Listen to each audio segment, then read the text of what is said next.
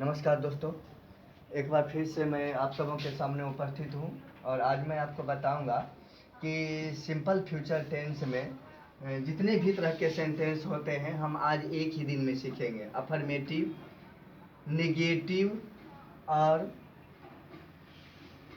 Negative sentences और interrogative sentences और interrogative negative sentences. ऐसे सेंटेंसेज जो प्रश्नवाचक भी होते हैं और नकारात्मक वाक्य भी होते हैं। ये चारों तरह के सेंटेंस हम लोग पढ़ेंगे आज सिंपल फ्यूचर टेंस में।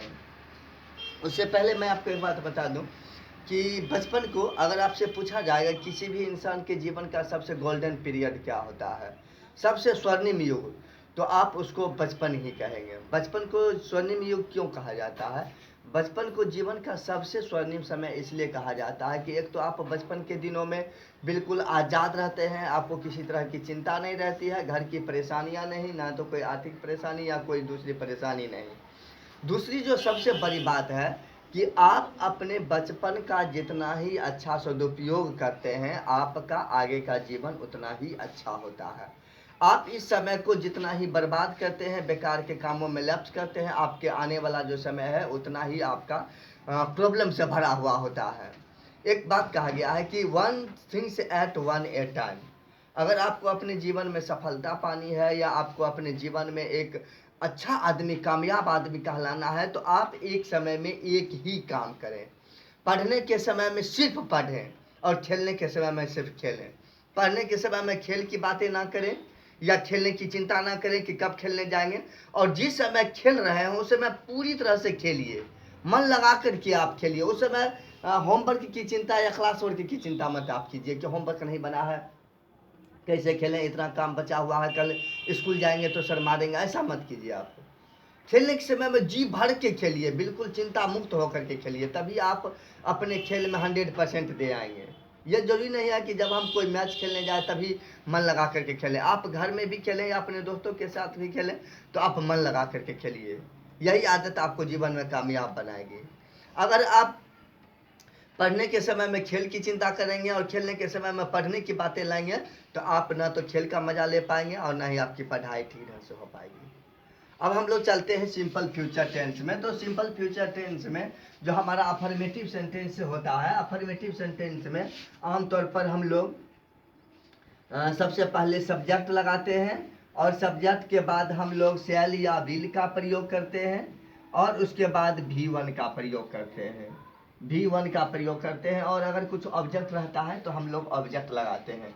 अब आमतौर पर हम लोग फर्स्ट पर्सन के साथ, हमारा जो फर्स्ट पर्सन होता है, फर्स्ट पर्सन यानी आई और वी, इसके साथ हम लोग शैल लगाते हैं और उसके बाद जो सेकेंड पर्सन होता है, सेकेंड पर्सन या थर्ड पर्सन जो हमारा होता है, उसके साथ हम लोग विल का प्रयोग करते हैं। चाहे हमारा सब्जेक्ट यू हो या दे हो या कोई भी सब्जेक्ट हो या फिर कोई एक नाम हो, सबके साथ आपको विल का ही प्रयोग करना है। सिर्फ आप आई और वी के साथ शैल का प्रयोग करेंगे। बाकी सभी सेकंड पर्सन और थर्ड पर्सन के साथ आपको विल का प्रयोग करना है। जैसे एक सब्जेक्ट में बताता हूँ कि आई शैल प्ले, मैं खेलूंगा। यू विल रीड, तुम पढ़ोगे।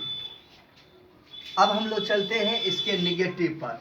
निगेटिव जब हम लोग बनाते हैं तो हम लोग शैल या विल के बाद नोट का प्रयोग करते हैं। जैसे हम लोग कहते हैं आई शैल नोट लाफ, आई शैल नोट लाफ, मैं नहीं हंसूंगा।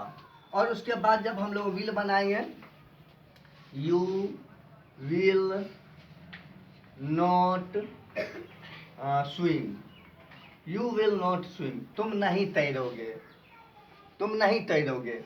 उसके बाद तीसरे तरह का सेंटेंस हम लोग इंट्रोगेटिव लगाते हैं। जब इंट्रोगेटिव पर हम लोग आते हैं तो इंट्रोगेटिव हम लोग जानते हैं कि दो तरह के होते हैं।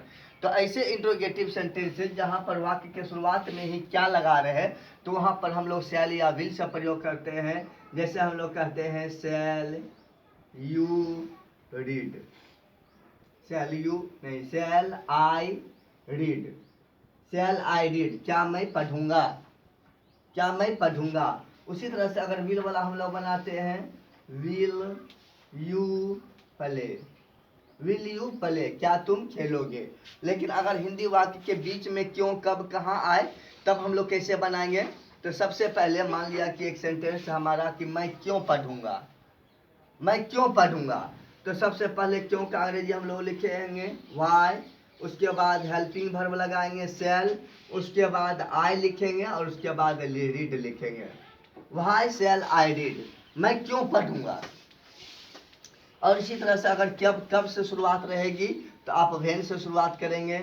मैं कब खेलूंगा, मैं कब खेलूंगा, when shall I play, when shall I play, मैं कब खेलूंगा।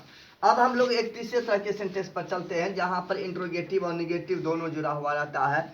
जैसे हम लोग कहते हैं कि तुम क्यों नहीं पढ़ोगे, एक हिंदी वाक्य है तुम क्यों नहीं पढ़ोगे। तो ऐसे वाक्यों में हम लोग लिखेंगे why will you not read, why will you not read, तुम क्यों नहीं पढ़ोगे। मैं क्यों नहीं खेलूंगा, या मैं कब खेलूंगा, या मैं क्यों नहीं खेलूंगा अगर हम बनाते हैं तो हम लोग सबसे पहले लिखेंगे shall I not play, shall I not, why, why shall I not play, मैं क्यों नहीं खेलूंगा। यह हमारा सेंटेंस निगेटिव इंट्रोगेटिव कहलाता है और यहाँ पर हम लोग WH वर्ड से शुरुआत करते हैं। तो इसी तरह से हम लोग सिंपल फ्यूचर में सेंटेंस को बनाएंगे। कल मैं आपको बताऊंगा फ्यूचर पर कंटिन्यूस सेंटेंस पर चलेंगे हम लोग। और फ्यूचर कंटिन्यूस में भी जितने भी तरह के सेंटेंस होते हैं उन सारे सेंटेंसों को मैं एक ही दिन में बताऊंगा, चाहे वो अफर्मेटिव हो या निगेटिव हो या इंट्रोगेटिव निगेटिव हो, हर तरह के सेंटेंस हम लोग एक ही दिन में अध्ययन करेंगे। और फ्यूचर कंटिन्यूस पर हम लोग कल चलेंगे और इसी तरह से लगातार आप लोग मेरे चैनल के साथ बने रहें। धन्यवाद।